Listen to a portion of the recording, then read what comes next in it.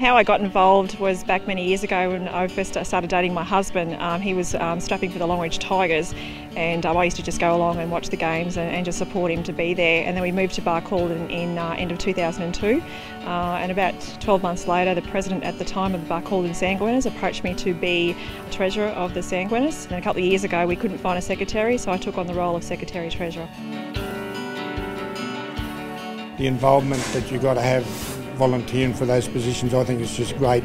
They deserve everything they get for the time they do it, because without them we just wouldn't have rugby league, and that goes for all the presidents and secretaries of the clubs throughout the west and throughout all the western towns in New South Wales and Queensland.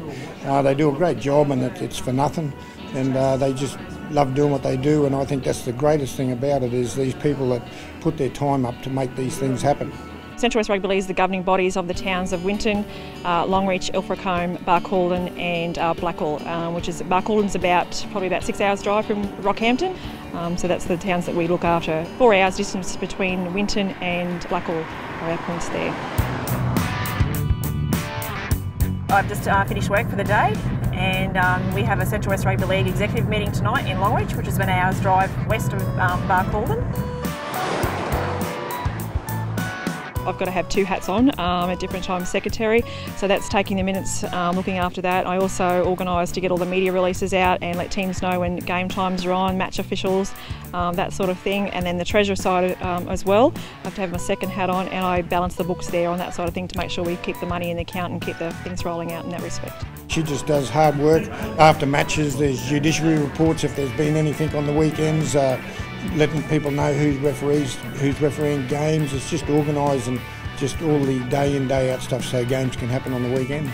She does them jobs that presidents don't like doing, and gets them done, because otherwise without them doing those jobs the committee can go pretty pear-shaped pretty quickly if they don't do that job properly, and she does a great job at it. It's not always plain sailing.